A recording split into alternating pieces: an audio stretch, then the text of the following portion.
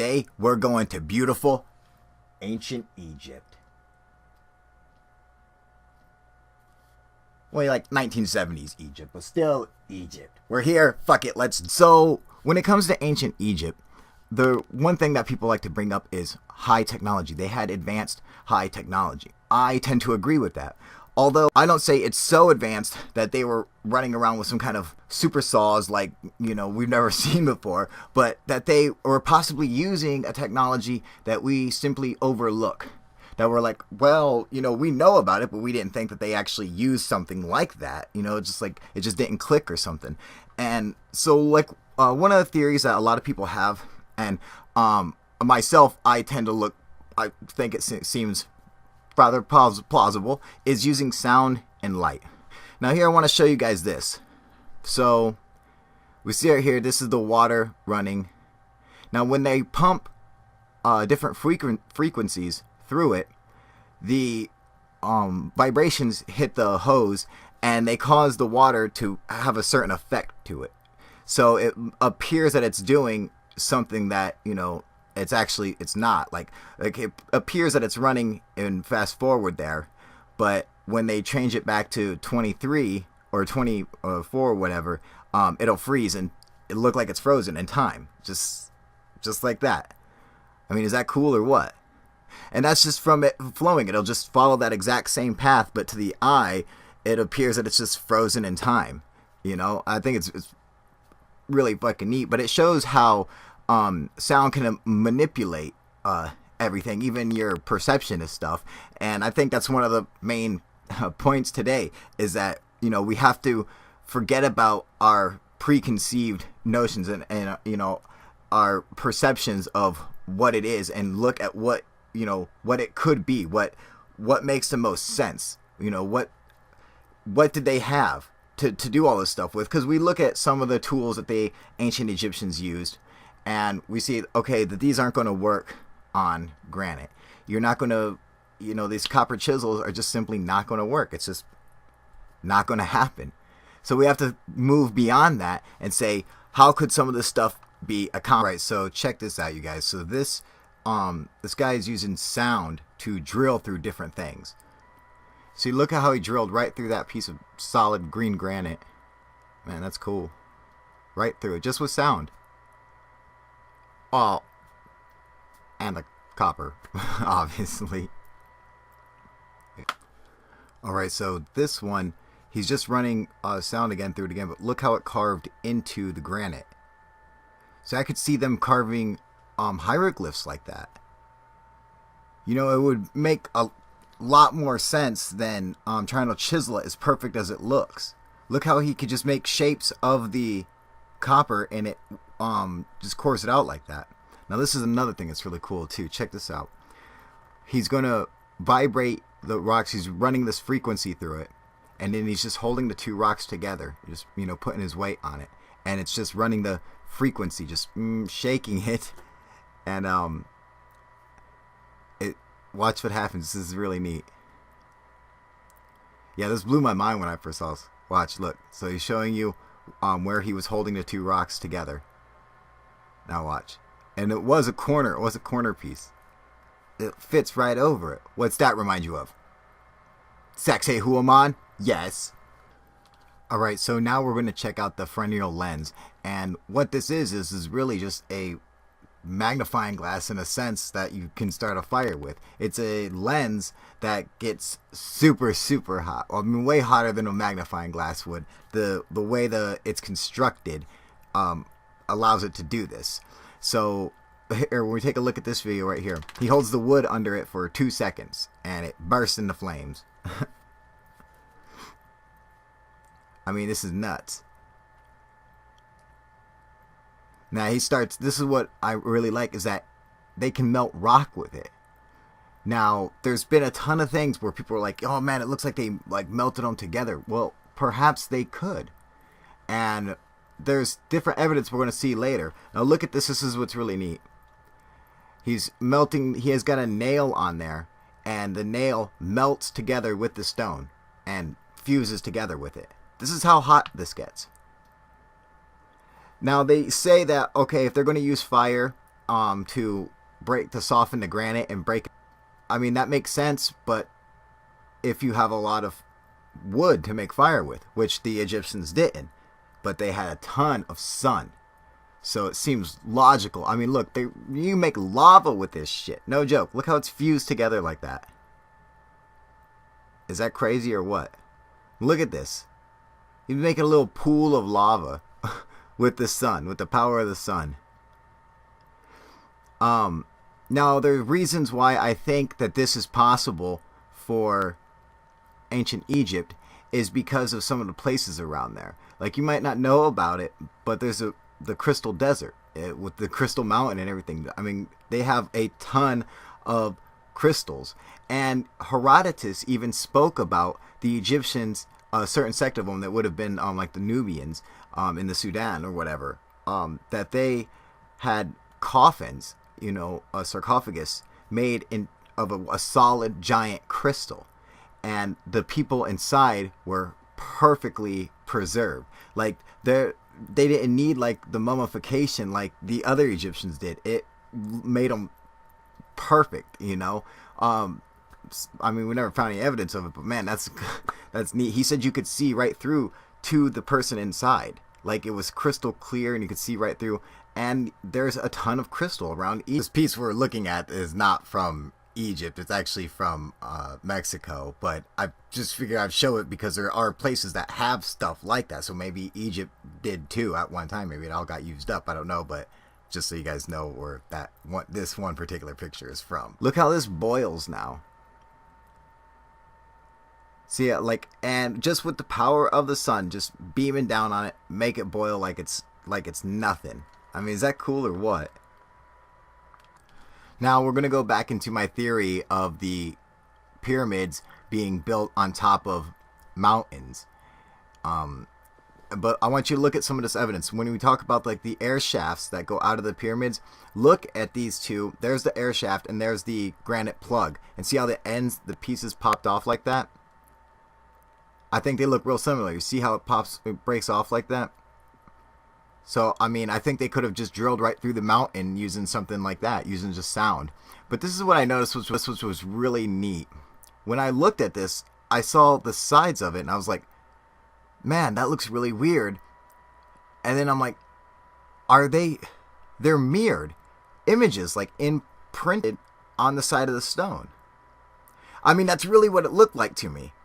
And I mean, I don't know if no one else I know of has pointed this out before, that there's these mirror images next to these shafts.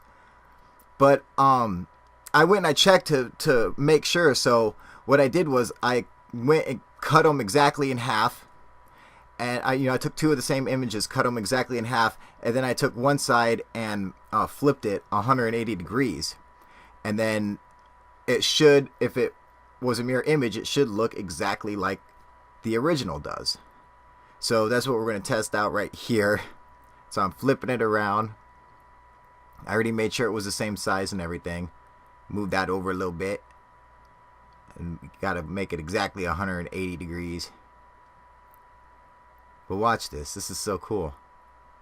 I mean, I never knew about this. I've never read anything about it. Or ever seen anything show on it. Nothing on you. Nothing. I've never seen anything about it. Look at that.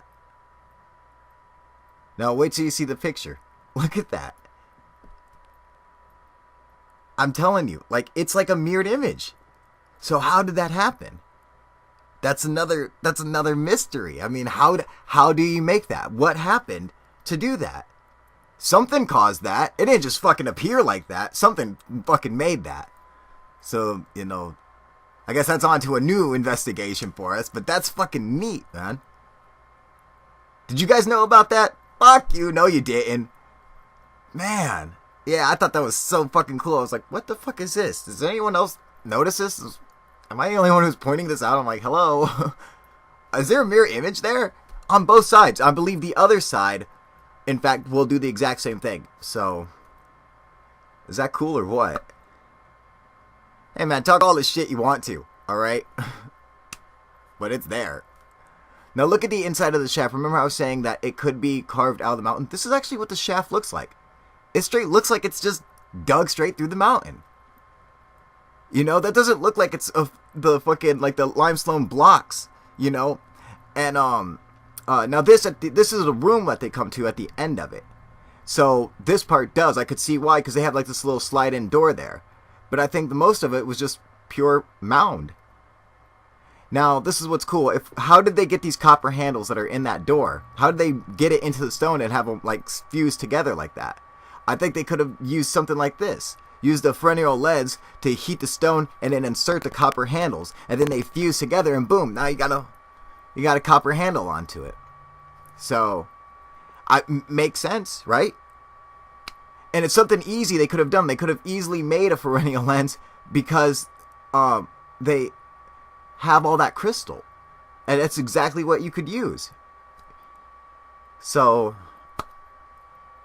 look at the inside of that. Come on. I'm telling you guys. I'm telling you. Now, this is another thing that's really neat. This is like acoustic levitation. So you can use sound to actually control and move stuff and have it float through the air. Isn't that neat? This is just a neat piece of technology. But I think it's something that could also be taken advantage of by the ancient Egyptians. I mean, we hear stories like in the Bible how Israelites marched around the gates of Jericho and blew their trumpets at the same time. They all screamed at the same time and brought down the walls of Jericho. And a lot of other things, moving stuff with bells and other things like that. Now, this is a really cool effect. This is the Hutchinson's effect. I don't know if you guys know about this guy, but this amateur physicist, John Hutchins, discovered this effect that basically will make any kind of material fly. It will make it float. And metal, it causes it to do some kind of weird warping where it becomes like this jelly, and it literally like pulls itself apart and becomes like goo. And it just does it to metal, but it's not hot or anything. It doesn't burn, and it'll heat up the metal too, but it doesn't burn the wood underneath. It's so weird. It's just like the molecules of it heat up or something. But these are really early experiments of his. And it's cool because he's just a nerd dude, you know, doesn't have a degree or anything in it. It's just something, he's just an amateur, just likes doing it for fun, and he's experimenting with all this different equipment, and he's blasting like ultrasonic. This is really cool. This is when he first started the effect, and like it just makes everything fly like that. It just makes everything just pop up in the air. It doesn't matter what it's made out of. This is cool. Oop. Pull the wrench up. Watch this. The goop. It's pulling it up like a droplet, just like pulling it up in the air.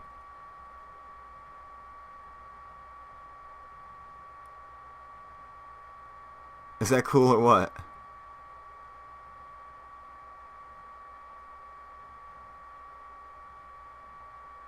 Look at that. That's a 60-pound cannonball just floating around. Up there go the pliers.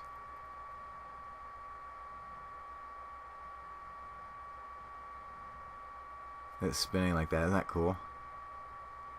It's trying to get up there. You see, he's like messing with the dials and stuff, trying to make it like lift it up, but I'm sure he would work it out. See, he's just like a regular. He's crazy looking too, man. This guy's cool. I dig him.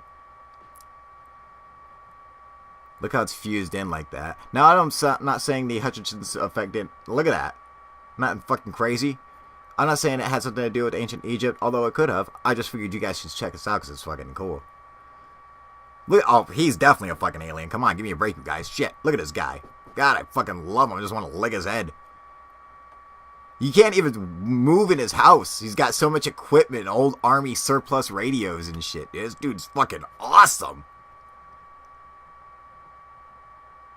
This dude's so cool, man. He's just like, pew, pew, pew, pew, pew. He don't even know what the hell he's doing. He's like, oh, shit. Now, he got in trouble from making, like, when he first started, he was making stuff in his neighbor's house, like, float. And so the government came to, like, shut him down or whatever. But he ended up just going off-grid totally and just runs everything himself, all his power and everything, so there's nothing they can do about it. This is cool. They were setting up an experiment to try to make something move on the first yellow crate, and then all of a sudden on the floor and back, a sponge just lifted up, and they're like, "Oh man, they didn't get to see it. The cameraman saw it, and but they were in there getting everything ready, and he was just, like dialing the machine in, and a fucking sponge just took off." These are some of his homemade batteries, man. This is really cool. Look at this. God, I love this dude. Look at him. This is my kind of dude, man. This dude's awesome. Hell yeah, man. He just goes up there and grabs some regular stones. And with those stones, he makes these batteries. That last forever. They don't run out. He's like, they last as long as minerals last. So whatever, a couple thousand years or whatever. Isn't that neat? That dude's bad as fuck, man. Look at his crooked glasses. I fucking love this guy, man. Crazy hair. This dude's awesome. That fucking cyborg battery, man. Oh, and the Star Trek outfit. God damn it. This dude's bad as fucking shit, dude. A fucking badass fucking cyborg battery over there, man. Oh, they love him in Japan, dude. He's like a rock star. Look at his house. Look at his fucking house, dude. Is this dude cool or what? So, what are your guys' thoughts? Do you think that they could have had used giant lenses to like melt rock and stone and stuff like that, and possibly use sound? So maybe using sound and light to manipulate stuff that we know about, we just totally overlook. What are your guys' thoughts on it? All right, UFO proof.